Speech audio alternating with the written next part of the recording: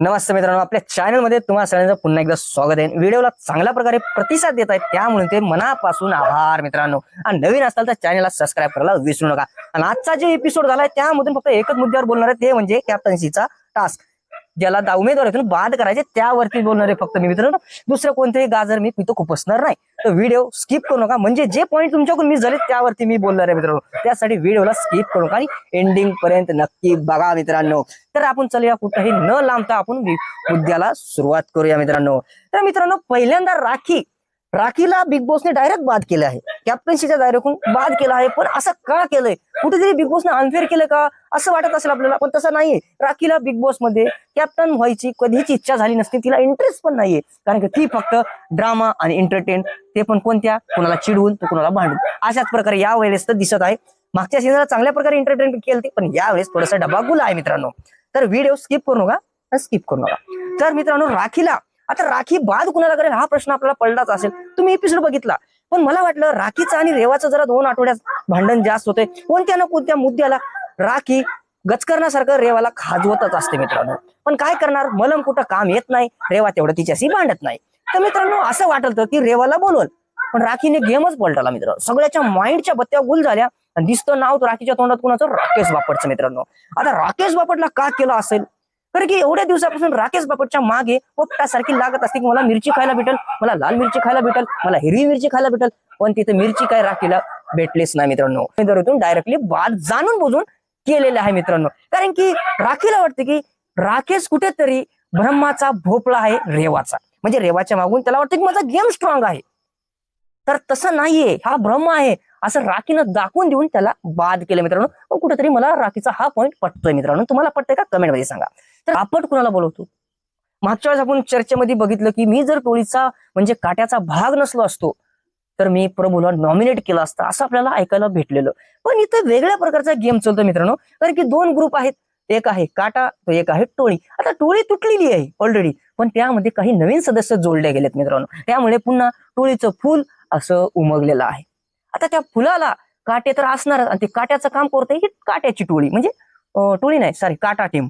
आता काटा टीम आणि टोळी हे 2 सदस्य कुठं एकूण एकाला नॉमिनेट करतच नाहीयेत, ते ग्रुप वाईज गेम खेळत आहेत। एवढ्या टोकाला गेम गेलाय, स्वतःचा विचार करण्यापेक्षा हे फक्त ग्रुप आणि ग्रुप। अरे जेव्हा ट्रॉफी जिंकता तेव्हा का ट्रॉफी ग्रुप मध्ये डिवाइड करणार आहे का तुम्ही, का पैसे डिवाइड करणार आहेत? नाही ना, कारण की तुम्ही सगळे स्वार्थी आहेत हे मला माहिती आहे। बाकीच्यांना माहिती नसेल तर हा व्हिडिओ बघा। तर मित्रांनो, मुद्दा भटकण्यापेक्षा आपण मेन मुद्द्याकडे, आता राकेश बापटनं मला वाटलं कुणाला बोलवेल, रेवाला किंवा संकेतला बोलेल असा माझा डाऊट होता, तुमचा पण असेल। पण त्यानं बोलवलं अनुश्रीला। आता अनुश्री एवढे स्ट्रॉंग गेम खेळते, मुद्दे जिथं मांडायचे तिथं मांडते, आणि चान्स जर भेटला तर आपल्या टोळी विरुद्ध सुद्धा ती उभा राहून म्हणजे विरोधात जाऊन सुद्धा ती गेम खेळते मित्रांनो। तर तो राकेश बापट म्हणतो की मला आतापर्यंत जसा मी गेम बघितला त्या प्रकारे कधी कधी ही गेम खेळते, तर कधी कधी गेम हिचा दिसत नाहीये, डाऊनफॉल दिसतोय, वीक दिसतोय, यामुळे तिला बाद केले। यावरती प्रतिक्रिया तर सोडा, मी काय बोलू असं म्हणून अनुश्री त्याला उत्तर सुद्धा दिलं नाही, कारण की राकेश बापट पूर्णपणे याच्यामध्ये बाद झालाय। प्रत्येक टास्क असो, प्रत्येक कोणता उमेदवारीचा टास्क असो या नॉमिनेशन टास्क असो, या सीझनला कोणीच मुद्द्याचे पॉइंट देऊन नॉमिनेट होतच नाही, या बाद करत नाहीत, असं चाललंय यावेळीचा बिग बॉस। अनुश्रीने कुणाला बोलवलं असेल मला माहित होतं, ग्रुप वाईज खेळतायत ते। अनुश्रीने डायरेक्टली कमजोरकडे पकडली, कुणाची? रेवाची, बरोबर, रेवाची। मग रेवाचा गेम नाहीये हे सगळ्यांना माहितीये, पण एका हप्त्यामध्ये तिने गेम खेळला, पण दुसऱ्या हप्त्यामध्ये पुन्हा डाऊन झाली आणि कुठेतरी वाद झाला त्या राखीच्या मागे मागे मागे थोडस भरकडत गेली, म्हणून तिचा गेम तेवढा आणि स्ट्रॅटेजी प्लॅनिंग वगैरे आपल्याला दिसलीच नाहीये। त्या प्रकारे अनुश्रीनं रेवाला बाद केला आहे।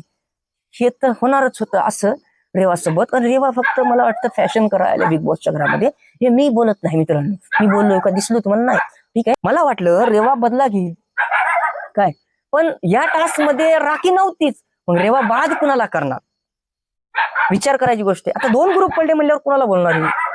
मला वाटलं अनुश्रीला बोलेल, दुसऱ्याला कोणाला बोलवेल, किंवा विशालला बोलवेल, किंवा चावी चोरली होती शेवटी त्यांनी त्यामुळे, पण नाही, सागर दादाला बोलवेल तिनं। वा, गेम स्ट्रॉंग आहे माइंड रेवाचा। सागर दादाला बोलले होते। सागर दादा मध्ये तुम्हाला सांगतो, तेव्हापासून रेवा घरामध्ये आले तेव्हापासून मला सगळ्यापेक्षा जास्त कमी गेम हा सागर दादाचा वाटला। सागर दादाच्या कपाळात तर गेल्या, बरोबर गेल्या। मी कुठं बॉस मध्ये आज झालतं, जेव्हा काय पॅन्ट फाडली म्हणजे रेवाची पॅन्ट फाडली होती राखीने, त्यावरती असो या रेवाबद्दल राखी काही बोलत होती, हे सागरदाच्या डोळ्यासमोर झालेलं आहे. तर तुम्ही दुर्लक्ष करता, तुम्ही तिथं पॉइंट घेऊन बोलत नाहीत, तुम्ही स्टँड घेत नाहीत. हे कोणता गेम झाला? तुझा पर्सनल आहे, राखी तुझे पॅन्ट फाडली, तू त्याला बोल. सागर इन्व्हॉल्व होऊन का बोलणार? हे कोणता गेम पॉईंट झाला? या पॉइंट वरती सागरला डायरेक्टली उमेदवारातून बाद केलं मित्रांनो. आता मित्रांनो बाद केल्यावरती सागर दादा काय शांत बसणार आहे का? नाही, हे तर कोणाला बाद करणार. या पॉइंटने केल्यावरती शेवटी सागर दादा बोललो नाही, फोड फोड फोड, शेवटी फोल्डच. काय करणार मग सागर दादा? मला वाटलं तर सागर दादा कुणाला तर बाद करणार, पण सागर दादा एक वेगळा पॉइंट आहे. जेव्हा सागर दादा नॉमिनेट होतो तेव्हा तेव्हा प्रभू पुढे येतोच आणि दिसतोच आपल्याला. तर यामध्ये पण कॅप्टन्सीच्या उमेदवारीतून सागर दादाने, मला वाटलं नव्हतं की सागर दादा यांना प्रभूला करेल, क्योंकि लास्टच्या आपण जे कॅप्टन्सीचा दावेदार उमेदवारी बघितली त्यामध्ये सागर दादा बोलले होते की जेव्हा जेव्हा प्रभू जिथे कमी पडेल तेव्हा तेव्हा मी स्टँड घेईल किंवा मी समोर दिसेल, असं सागर दादाने बोलले होतं. पण यावेळेस झालं काय? उलट सागर दादानेच प्रभूला नॉमिनेट के म्हणजे दावेदारातून बाद केलं मित्रांनो. इथे पण धक्काच बसला प्रभूला. बापरे, म्हणजे मागच्या आठवड्यामध्ये मला सपोर्ट केलं आणि या आठवड्यात डायरेक्ट स्वतः त्यांनीच बाद केलं. म्हणजे मित्रांनो हा जो आत्ताचा जो टास्क आणि बाद झालेला आहे तो पूर्णपणे मित्रांनो गेमच म्हणजे नाहीये, स्वतः विषय नाहीये, ग्रुप जे बनलेत ना त्याच प्रमाणे नॉमिनेट होत आहेत मित्रांनो, म्हणजे बाद होत आहेत सदस्य, असा गेम चाललाय. पण इथे प्रभूने पण बोलला, सागर दादा बोलतात प्रभूला की तू आधीपासूनच एंटरटेनमेंट करतो, कॉमेडी करतो, चांगल्या लेवलची चांगली कॉमेडी करतो, पण तुझा मला आतापर्यंत गेम कुठेही दिसला नाही, म्हणून मी तुला या उमेदवारीतून बाद करतोय मित्रांनो. म्हणजे डायरेक्टली पलटवार झालेला आहे. पण नंतर जो आपण एपिसोड बघितला त्यात कळालं की सागर दादा बोलले की तू मला तर, मी तर तुला कॅप्टन्सीच्या उमेदवारीतून बाद केले, तू तुम्हाला घराचा दरवाजा दाखवला, तू तुम्हाला डायरेक्टली नॉमिनेट केलंयस. विचार कर, नॉमिनेट सेफ आहे की उमेदवारी? यामध्ये थोडेसे बहस झालती त्यांची मित्रांनो. पण व्हिडिओ खूप मोठा होतोय, तुम्ही बघताल अशी अपेक्षा मला आहे. आता प्रभूला नॉमिनेट केल्यावरती प्रभू बदला घेणारच. शेवटी बदल्याची वेळ आलेली आहे मित्र. म्हणतात ना, त्यानं काम नाही केलं, त्याची वेळ आल्यावर मी दाखवतो, बरोबर? त्यांनी मला मदत नाही केली, त्याचा पण टाइम येईल तेव्हा मी दाखवतो, असं या बिग बॉस मध्ये चालूच असतं. तर प्रभू बाद झाला, मग प्रभू आता बोलवणार कोणाला? रेवाला तर नाही बोलू शकत, आता टीम जॉईन झालेली आहे ना. तर मग त्यांनी बोलवलं कोणाला? विशालला.